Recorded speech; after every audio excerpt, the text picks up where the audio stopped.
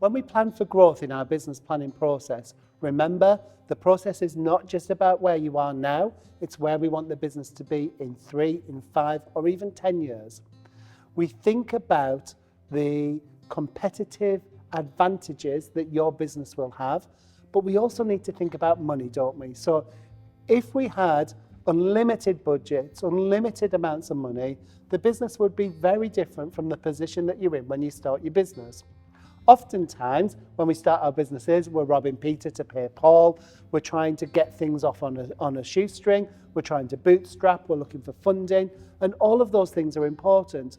But in order for you to get those things, you have to get somebody to buy into your business. And the business plan is the tool to do that.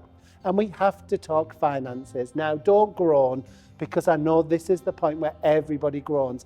You don't really want to talk about finances. You don't want to plan for finances. Let me tell you, I understand that. However, it's really important, because if we're going to have this long-term plan, we need to know what the prospective income is and what the prospective outgoings are.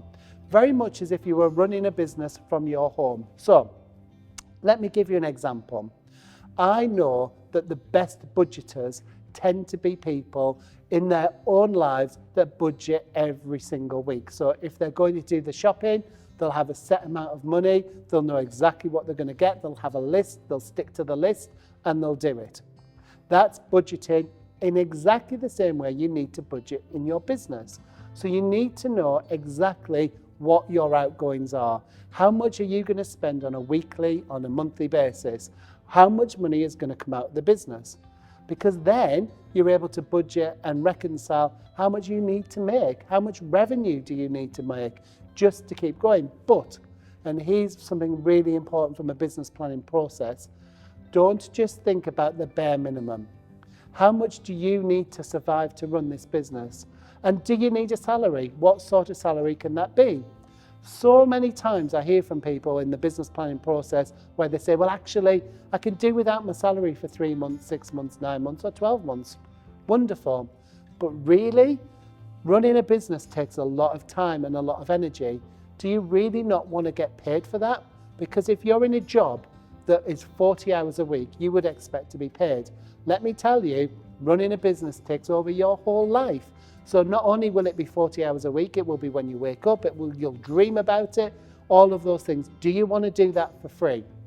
So within your budgeting, always make sure from day one, you budget in a salary.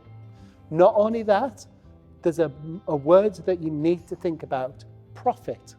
So not only is it your salary, what profits are you then going to make to reinvest in the growth of your business? That should be from day one. Please, please, please, please, please do not fall into the trap of these people that say, I've started my business, but I haven't taken any money for the first year. I don't want to pay tax. I want everybody who starts a business to pay a lot of tax. Why do I want you to pay a lot of tax?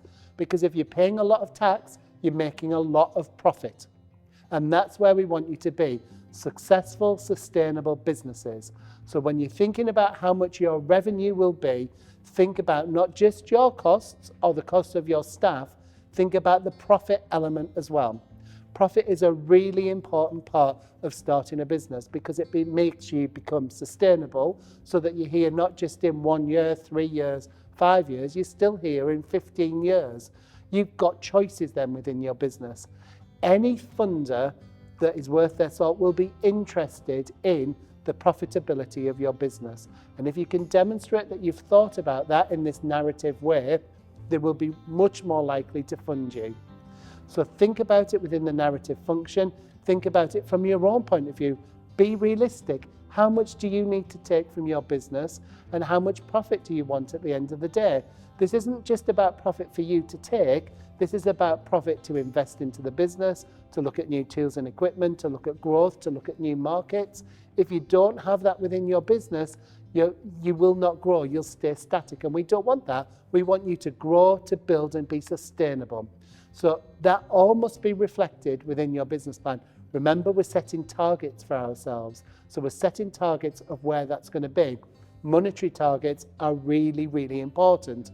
It will make the huge difference to the success of your business.